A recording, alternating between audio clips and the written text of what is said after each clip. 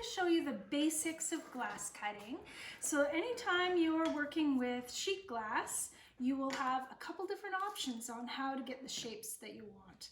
So I'm going to use the glass cutter, the running pliers, the Grosser pliers, Sharpie marker, mosaic nippers, and a ruler to complete these cuts.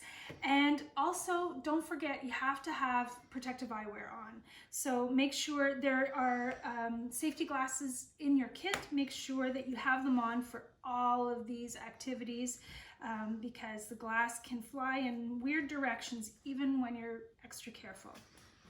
So the first thing I'm going to do is show you some options with the glass cutter and pliers. You can use the Sharpie marker right on the glass to create a shape that you want or a line that you want. And the nice thing about using the black Sharpie marker that's in your kit is that it burns off in the kiln, so you don't have to worry about scrubbing it off. You can make all kinds of marks on the glass. Don't worry, it looks funny until it's fired, but when it comes out of the kiln, all that's gone, so you don't have to worry. So I'm going to use my glass cutter. Now I've got my fingers underneath the cutter and my thumb on top, and this is so that you can get really consistent pressure on your score line. It's really important to have the same pressure from beginning to end when you're cutting. That's one of the reasons a cut might go in a weird direction, or a break might go in a weird direction, is if you don't have consistent pressure all the way along. The other thing to keep in mind is that glass likes to break in a straight line and from one end of the glass to the other. So if you stop halfway through, it won't know that you want to go right or left. It will just keep going straight. So you want to make sure that you start at one edge of the glass and you end at another edge of glass. So I'm going to put the cutter at a right angle to the glass, straight up and down. The pressure I'm putting down is firm but not painful pressure, and I like to compare it to the pressure you use to draw with a crayon. So if you can think back to muscle memory on drawing with a crayon, it's firmer than a pen or a pencil, but not so firm that you'd break the crayon. So I'm going to start here at the edge, and I'm going to follow all the way to the other end. Now you'll notice that that did not make a sound.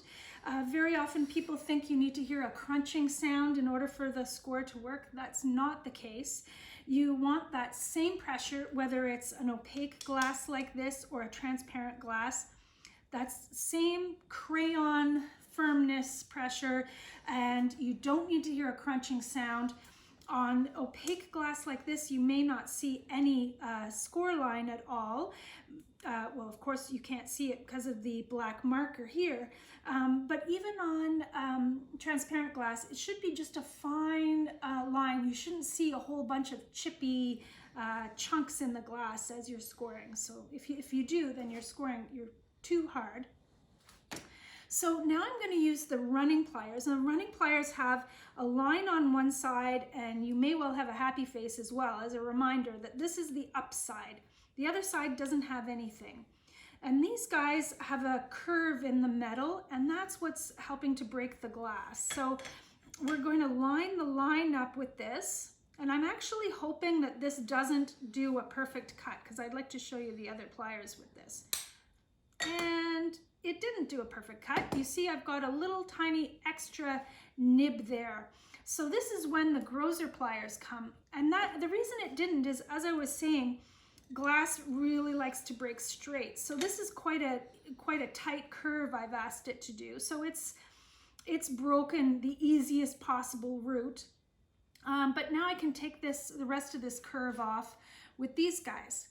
So these guys, I like to compare them to a crocodile or an alligator. I really don't know the difference. So the top of the pliers is always flat, like the top of the head of a crocodile. And then the bottom is the curved jaw. So that's how I remember which way to have them positioned. And they, unlike the running pliers, come in from the side.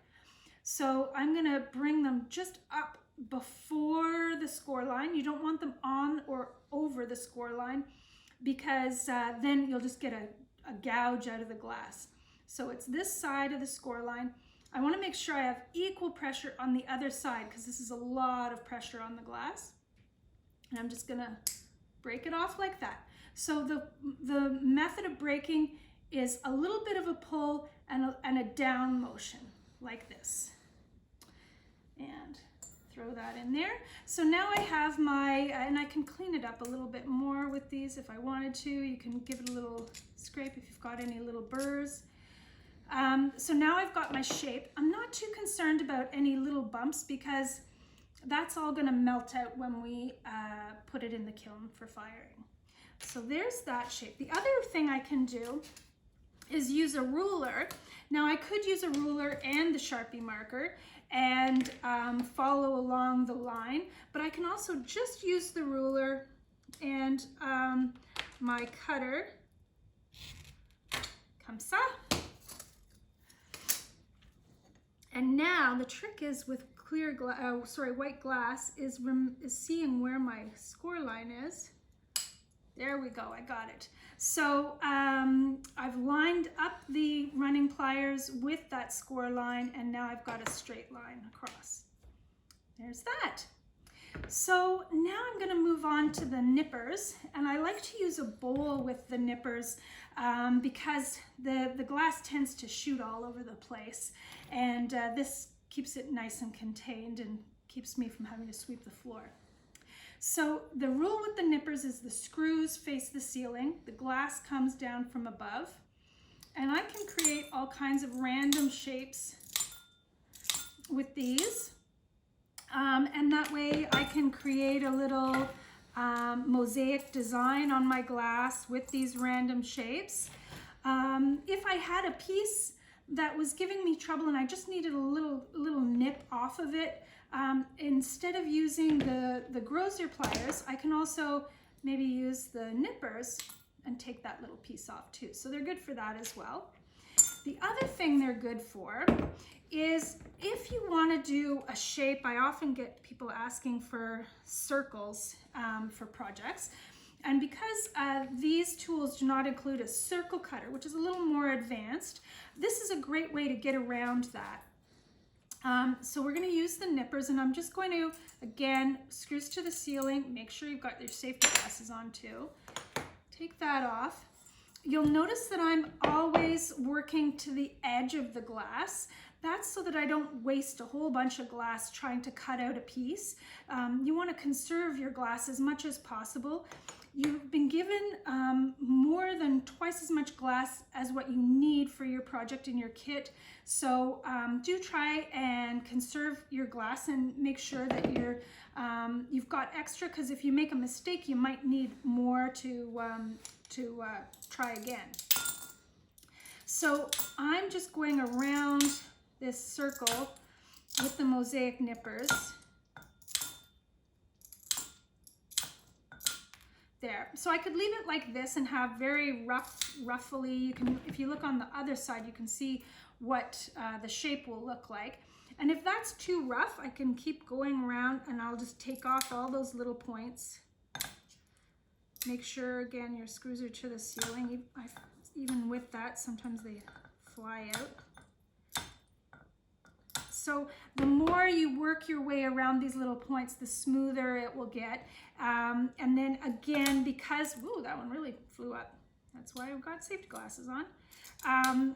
Because it is going into the kiln, it will smooth out as well. So it won't be, you won't have any sharp edges once we're done. So that'll give you your curve piece. Now, if, say, you wanted something that's even more intricate than that, like a heart or something, the best way to do that would be to piece it together as opposed to trying to do one solid piece, because that inside cut is, again, a little bit more advanced.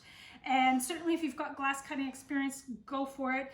But if you're just starting out, the easiest way to do that would be to piece it together using multiple shapes, the way we do with the mosaic nippers, or you can use the frit that's in your kit and create the shape that way. And with each individual kit, I'll be giving you a video instruction and tips on how to work with that. So I hope this helps you, but do remember that you have me as a lifeline. While you're working on your kit, you can always contact me and ask questions, and I will help you out.